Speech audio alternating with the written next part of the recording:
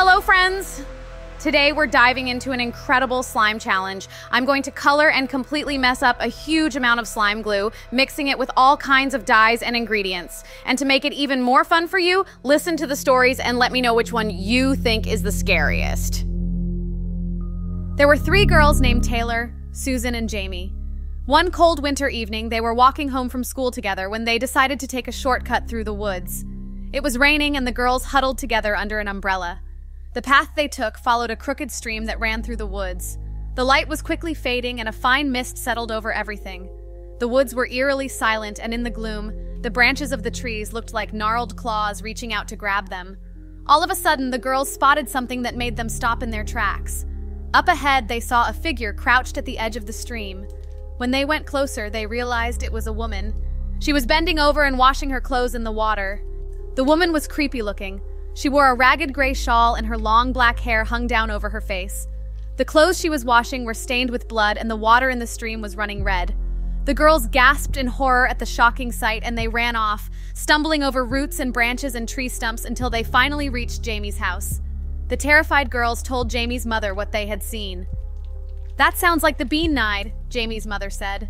"My grandparents told me about her when I was just a child. They say she washes the funeral shrouds of those who are about to die. It's an omen of death." "What?" cried Jamie. "If you see her, does it mean you're going to die?" "I don't know," her mother replied. "All I know is that it's bad luck to set eyes on her." The 3 girls flew into a panic and Jamie's mother tried to calm them down. "The Bean Nide is just an old ghost story," she said. "She's not real. It's nothing but an old superstition. Years ago, people used to believe in it, but not nowadays. I'm sure what you saw was just some poor old woman who can't afford a washing machine." Despite what Jamie's mother said, the girls were still nervous. Taylor decided to go home and Susan decided to spend the night at Jamie's house to keep her company. That night, the wind rose up and a heavy snow began to fall. All night long, the house was rocked by the breeze and Susan and Jamie barely got a wink of sleep. When they woke up the next morning and looked out the window, everything was covered in a blanket of snow. School was canceled, but Jamie's parents still had to go to work. The 2 girls were left at home on their own. Shortly after breakfast, they tried to give Taylor a call and invite her over, but when they called her mobile, there was no answer. Susan and Jamie were worried, so they went over to Taylor's house and knocked on the door. Taylor's mother answered the door. Her eyes were red and her face was streaked with tears. "Taylor didn't come home last night," she sobbed. "The police searched the woods this morning and they found her, or what was left of her. She had been chopped up into pieces and her body parts were floating in the stream." Taylor's mother was too upset to say anything more and she slammed the door. Susan and Jamie were scared out of their wits. It seemed as if the legend about the Bean Nide was coming true. They raced back to Jamie's house and they were afraid to go outside for the rest of the day. They sat together in Jamie's bedroom, talking about Taylor and trying to convince themselves it was just a coincidence. All of a sudden, the power went out and the girls were plunged into darkness. Susan and Jamie clung to each other, shaking with fear. They waited and waited, but nothing happened. Eventually, they both let out a sigh of relief. "I was sure that was the Bean Nide coming to kill us," Jamie laughed. "Me too," Susan chuckled. The girls were hungry, so they decided to go downstairs to the kitchen and fix themselves a snack. Jamie lit some candles and placed them on the table to give them some light. It was pitch black outside and her parents wouldn't be home for hours. The girls raided the cupboards and made themselves some peanut butter and jelly sandwiches. As they were eating, Susan suddenly began to make a gagging sound. Her eyes grew wide and her hands clawed at her throat. She was choking. Jamie flew into a panic as she tried to help her friend. Susan was coughing and spluttering and her face was turning bright red. She fell to the ground and stopped breathing. Jamie didn't know what to do. She screamed and pounded on Susan's chest, but it was no good. The girl was dead. Jamie just sat there on the floor, covering her face with her hands and crying uncontrollably. She looked down at her friend. Susan's face was purple and twisted in a grotesque grimace. Her lips were blue and her tongue was thrust out. It was a disgusting sight. Jamie couldn't bear to look at her any longer, so she got a blanket and draped it over her friend's corpse. She ran to the phone and tried to call her parents, but there was no dial tone. The lines must be down, she thought. She took out her mobile, but there was no reception. In desperation, Jamie ran out of the house and went to try and get help. It was freezing cold outside and the night was as black as pitch. She trudged through the snow, shivering and shaking, but she got disoriented and didn't know where she was going. Her teeth were chattering and she felt like she was going to freeze to death. Eventually, she was forced to turn back. She managed to make it back to her house, and when she got back inside safe and sound, she breathed a sigh of relief. She set about warming herself up, rubbing her arms and legs to get the circulation going again. Jamie was afraid she would get sick, so she went searching for some medicine. She stumbled down the darkened hallway and made her way to the bathroom. Rummaging through the shelves in the dim light, she found a bottle, opened it, and gulped down the contents.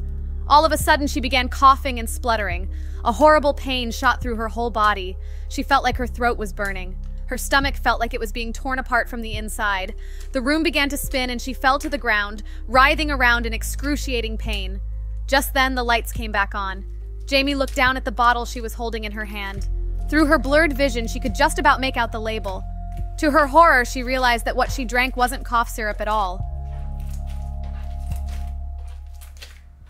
My roommate has been in the shower for more than 4 hours, so I got home at around 11 p.m.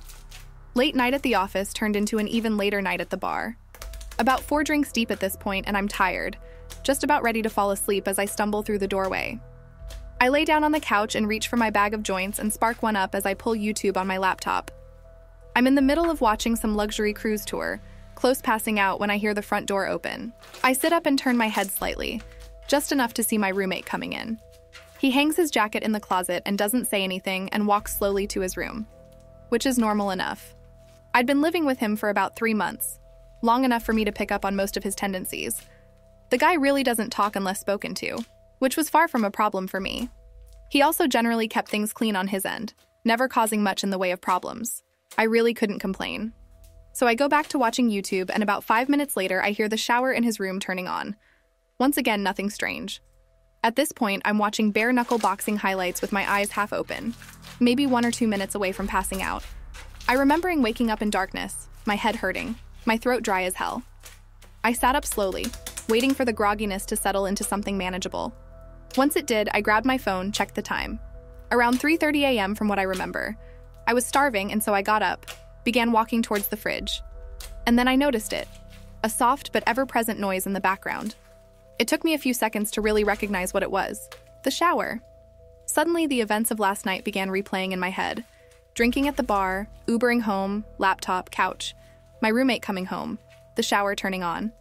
I stood there for a while trying to make sense of it. Maybe he went to bed and forgot to turn it off. I shook my head.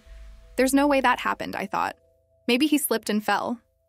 Realizing the implications of this, I rushed towards his room but found his bathroom door locked. I began pounding on it. "Hey man, you all right?" No response. I considered kicking the door down but decided to call 911 before I did that. I took my phone out, preparing to dial when I noticed that I had an unread text. One from my roommate. "Hey man, I couldn't sleep so I went over to my girlfriend's place. Not sure when I'll be back." Sent 2 hours ago. I look at the bathroom door, then back down at my phone. Everything about this was wrong. First of all, my roommate barely texts me, and certainly never to tell me that he's going out. Second of all, I know for a fact that he's single and has been for a while. And third of all, who was in the shower then? I tried calling him. No answer. Sent him some texts, but no response. I walked over to his desk and saw that his keys and wallet were still beside his laptop. My head's starting to spin at this point, and I get out of there, go back into the living room, and turn on the lights. I'm pacing around in a circle, trying to follow the plot while also trying to ignore the shower, a noise that I never could have imagined being so dreadful in any context. Sometime later, I hear something vibrating on the kitchen counter. I move towards it and see that it's a phone. My roommate's phone. The panic begins setting in, and immediately I grab my keys and run out of the apartment. I make my way down the hall and take the stairs down to the lobby, but even that doesn't seem far enough away, and so I make my way over to the McDonald's across the street. I sit there for a while considering calling the cops, but for some reason feeling too nervous to do so. But even though there's hardly anybody in there, the place begins to feel suffocating, and I decide to leave, walking back out onto the empty streets. Almost immediately, I get this feeling that I'm being watched, and I feel my gaze drifting up and towards the apartment. Soon I'm looking at my balcony and I see somebody standing there. A dark figure stood completely straight, stiff to the point where it nearly resembles a mannequin. But it isn't one. If I look closely, I can see it just slightly swaying. I froze in place, my mind hardly able to understand or accept what it was seeing. It's not my roommate. It's too tall. In fact, it's too tall to be anybody I know, its head nearly scraping the bottom of the balcony above. No matter how hard I tried, I couldn't make out any of its details. The darkness and distance may have been enough to explain that away. But there was something about it that drove me towards a different conclusion, that this thing simply possessed no details that could have been observed. that the only element of its composition was that of unadulterated darkness. Of course, my gut instinct was to get the hell away from it, but the voice in my head was telling me that if I were to try and run, this thing would end up following me. I went back into the McDonald's instead, locking myself in the bathroom as I finally dialed 911. I told the operator that somebody had broken into my place, but that I had gotten out of there without them noticing, but that they were still in there. It was the story that most accurately represented the situation without making me come across as batshit. The operator told me that they'd be sending somebody over, for me to hang tight. I left the bathroom, waiting at the table closest to the exit until I could see the red and blue lights cutting through the darkness. I went outside to meet the cops, looking up at the balcony to find it empty, though the door to the living room had been left open. They pelted me with a bunch of questions that I found difficult to answer. Is the intruder armed? Do I have an idea who it might be? What are their intentions? I told them I didn't know, that I couldn't figure it out, but they just kept on asking. Soon I was practically yelling at them to go up there and check it out for themselves, and I suppose the terror in my voice was enough for them to begin taking this seriously. They told me to wait by the entrance, and I watched on as they entered the building. I was out there for a long time, growing increasingly anxious at the thought of what they were going to tell me when they came down. A few minutes later, the silence was broken by a single muffled gunshot. My heart dropped into my stomach, and I continued to wait there, unsure of what to do otherwise. 20 more minutes of silence, and the officers still hadn't come down. Soon I could hear more of them approaching in the distance. Before I knew it, 4 more cop cars had pulled up around me, and the scene had fallen into chaos. Officers shouting over each other and into their radios. More questions being hurled my way, none of which I was able to answer. The next few sequences were mostly a blur, but I remember the building being evacuated. The tenants frightened and confused as they were ushered outside while the officers became more and more frantic. I remembered hearing more scattered gunshots, some screaming, other noises that were difficult to make sense of. There were a few lapses in my memory after that, but I recall being pushed into the back of a police car. After being driven to the station, I was led into one of the interrogation rooms where I found 2 nondescript men in suits waiting for me. They didn't introduce themselves and immediately went into a series of questions, each one more bizarre than the last. What company was your roommate employed by? What was the nature of his job? How many different people have been inside your apartment since your roommate moved in? Have you ever heard voices inside the apartment from the hours of midnight to 3 a.m.? Voices that did not belong to your roommate?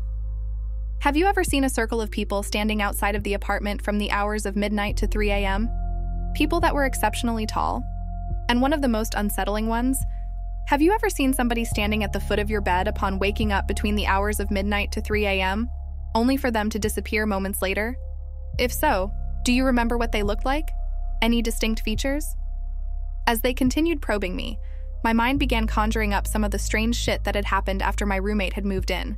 Shit that I had written off as figments of my imagination, simply because I had no other explanation for them.